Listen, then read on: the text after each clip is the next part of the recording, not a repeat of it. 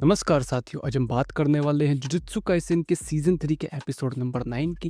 पिछला episode continue होते हुए अभी हिरुगुमा डोमेन एक्सपेंशन कर देता है। यूजी सोचता है कि इसके डोमेन एक्टिव होने से पहले ही इसको हराना सही रहेगा, इसलिए जैसे ही वो उसको मारने बढ़ता है सडनली दोनों ही कटघरे में पहुंच जाते हैं, क्योंकि इस डोमेन के अंदर वायलेंस करना निषेध है। हिरुगुमा अभी अपने सीकीगामी जजमेंट को बुलाता है, जो यूजी को आरोपी बताता है माजी वेगस पाचिंग को पार्लर में जाने के लिए जुलाई 16 2017 में, बावजूद इसके कि वो 18 से कम उम्र का था। हिरुगुमा भी बताता है कि डोमेन के अंदर जजमेंट को सब पता होता है, लेकिन यूजी फिक्र ना करे, इसके बेसिस पर निर्णय नहीं लिया जाएगा बल्कि यूजी की बात भी सुनी जाएगी। इसके अलावा हिरुगुमा के पास एक सबूत भी है, लेकिन इससे ये पक्का साबित नहीं हो सकता कि यूजी वाकई में दोषी है, तो इसलिए यूजी के पास मौका है खुद को साबित करने का। यूजी अभी मॉडर्न डे सोर्सर को देख टेंगन की बात को याद करता है कि टेंगन ने बताया था पुराने जमाने के डोमेन गारंटी हिट फंक्शन पर काम करते थे, मतलब टारगेट अगर डोमेन में आता है तो 100% चांसेस हैं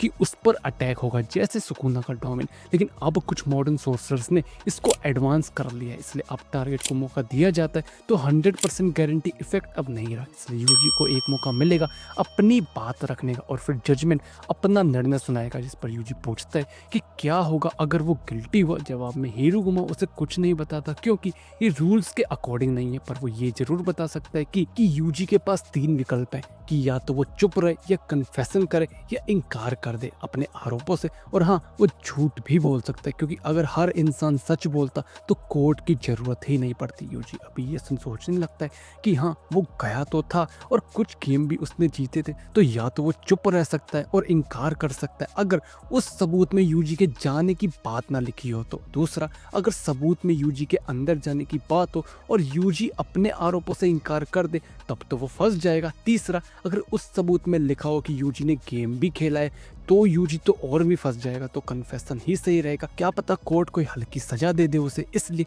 यूजी अभी कन्फेशन करता है कि हाँ, वो गया था वेगस में, लेकिन सिर्फ तख्ती करने। ये सुन अभी हिरुगुमा सबूत खोलता है और बताता है कि इसमें कैश एक्सचेंज काउंटर की फुटेज है, मतलब यूजी की वेगस में जाने की बात सच है लेकिन हगने की बात झूठ है, और उसने वह मैच भी खेले थे और जीते भी थे, तो यूजी आरोपी साबित होता है। इसमें यूजी पूछता है कि भला ये भी कोई गुनाह है। हिरुगुमा बताता है कि according to penal code article 130 minors को डायरेक्ट तौर पर सजा नहीं दी जा सकती, लेकिन फिर भी पार्लर में जाना भी इलीगल था। लेकिन कैश एक्सचेंज और पार्लर अलग अलग लीगल है, लेकिन जब साथ होते हैं तो इलीगल होते हैं। और अगर यूजी मना कर देता कि उसे पार्लर का पता ही नहीं था और ना ही वो गया था तो वो बच सकता था, लेकिन उसने ऑलरेडी सच बोल दिया और सबूत भी इसको साबित करते हैं, इसलिए यूजी गिल्टी है। सडनली कोर्ट रूम गायब हो जाता है और तुरंत हिरुगुमा यूजी पर अपने हैमर से हमला कर देता है। यूजी देखता है कि ये अपने हैमर को छोटा बड़ा और गायब भी कर सकता है। अभी अपन देखते हैं कि हिरुगुमा चूंकि एक जीनियस है, वो इतना टैलेंटेड है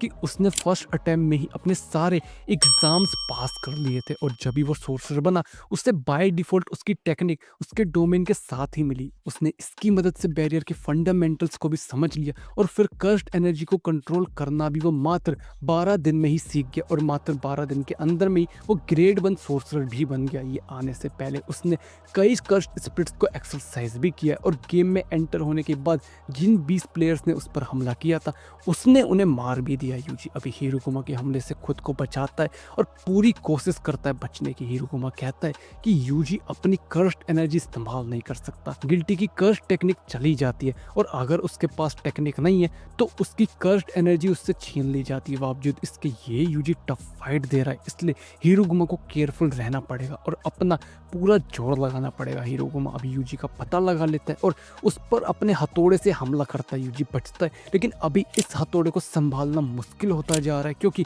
इसकी कर्स्ट एनर्जी अभी यूजी के पास ही नहीं है। तो क्या करे वो इस ट्रायल का। तभी सडनली उसे समझ आता है और वो सेकंड ट्रायल की मांग करता है। यूजी देखता है कि चलो वो बच गया, और ये एक नियम है बेसिक, जजमेंट एक्यूज्ड को गिल्टी बताए, लेकिन अगर एक्यूज्ड अपना गिल्ट कबूल नहीं करता तो वो 2 ट्रायल की मांग कर सकता है, और जजमेंट यहाँ पर इसको मना भी नहीं कर सकता। इसलिए अभी सेकंड ट्रायल में जजमेंट आरोप लगाता है कि यूजी ने मास मर्डर किया था सिबिया में। ये आरोप सुन यूजी कुछ नहीं बोलता आगे और कबूल कर लेता है कि हाँ, उसने अनगिनत जानें ली थी और इस कन्फेशन के साथ यूजी को गिल्टी माना जाता है और उसे डेथ पेनल्टी सुनाई जाती है। अभी अपन देखते हैं योशिजावा ने हिरोगुमा से ये सवाल किया था कि वो पब्लिक प्रोसिक्यूटर और डिफेंस लॉयर बनना चाहता है, लेकिन वो जज के लिए क्यों ट्राई नहीं कर रहा है। इधर जजमेंट ज़्यादा से ज़्यादा मौत की सजा सुना सकता है, इसलिए हिरोगुमा को एग्जीक्यूशन स्वॉर्ड मिलती है जिससे टारगेट की मौत एकमात्र कट से ही हो सकती है। हिरोगुमा खुद से कहता है कि दूसरों की भावनाओं को समझना मतलब उनकी कमजोरियों को समझना, विक्टिम्स की,